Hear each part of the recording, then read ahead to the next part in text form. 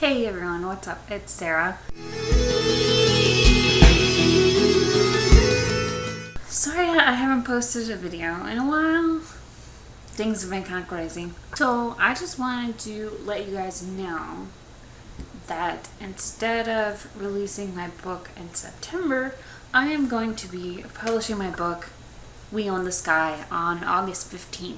So why did I move my publication date up? Originally I had it out so far because I think I was thinking about it as more of a traditional book release. Traditional books, you get like a year in advance notice, and then you have to go through copy edits and all this stuff to get it ready. And there's like a whole team of people that needs to be kind of on the same page with your release.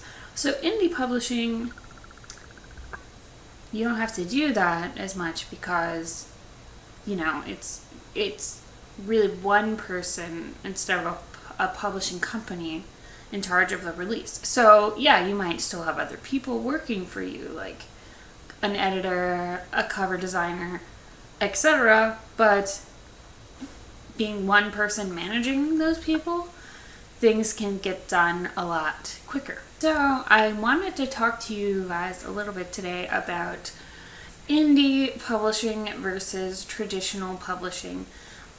So I've seen kind of an attitude in a bunch of traditionally published authors and people that work for publishers and just things like that. There's been a lot of op-ed pieces, different things like that about how traditional publishing is better than indie publishing, and that's like the way that you should go. I do think that traditional publishing is good. I mean, I love holding a book in my hands and going into the bookstore and doing all that, but I don't think that's where the world of publishing is heading. I think that there's always going to be physical books. There's always going to be bookstores to some extent, but I feel like most people are buying their books on Amazon or online, and a lot of people are reading ebooks now. So I think it's just going to continue in that direction, and I think indie publishing has done a better job of keeping up with that than traditional publishing. But sort of the main argument for people who are, pro-traditional, anti-indie, is that traditional publishers have more of a gatekeeper thing going on. So not just everyone can publish their book.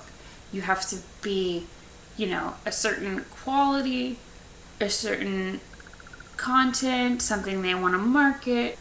The idea behind this is that only the best people are traditionally published. I think that is wrong. You had the same thing happen in the music industry where the record companies really did not like Napster and the internet and YouTube, and people can just put their music out there for people to find. And there are a lot of people that have sold their music without the assistance of a record company. So there's a lot of money that they're missing out on. I think kind of the same thing is happening a little bit in publishing. Yes, it's true. In indie publishing, anyone can publish their book. And yes, it's true, you get a lot of books that are not edited correctly, that don't have good covers, that have typos, that don't have the best plot. You do get a lot of that. But there are also really good books that are self-published, independently published. Sometimes it's just like a tiny niche that a traditional publisher wouldn't want to take on. Like if it's about like salmon fishing in Alaska or something, there's probably not that many people who are going to want to read that. But when you self-publish, The guy who writes about salmon fishing in Alaska can just publish that and it can go straight to the reader. So, when you go on Amazon, if you're really looking for a book about that, it will be there. Also, books that are kind of like hard to market. They don't know really where it fits in. Maybe it's like something that hasn't really been done a lot before. Maybe it's something that's been done way too much, like vampire novels or something. Traditional publishing companies aren't going to take those books on. That doesn't mean they're not good.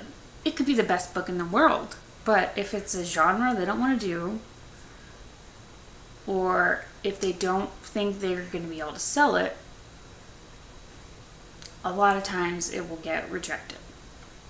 But the readers, on the other hand, they will not buy or read your book unless it's something they want to read. So, indie publishing, self-publishing, it's kind of letting the readers decide, really, like what they want to read and what they're willing to spend their money on. It's just like in the music industry, how, the internet and YouTube and Bandcamp and all these different ways that musicians can get their music out to the public really gets to decide what musicians, are going to be successful and what musicians aren't. Now, yeah, you get a lot of oversaturation, and it is difficult for any musician to market their music to different people, or any self-published author to market their books to different people, because there is so much content. So, I kind of understand both sides of this argument, but I think that being a snob about it is not helpful. I think that as authors, as writers, as storytellers, we need to be focusing more on what we all have in common, which is our love for stories, our love for books, our love for telling stories to people, and, getting information to people. If you're nonfiction, whatever it is, we need to focus on the things that we have in common.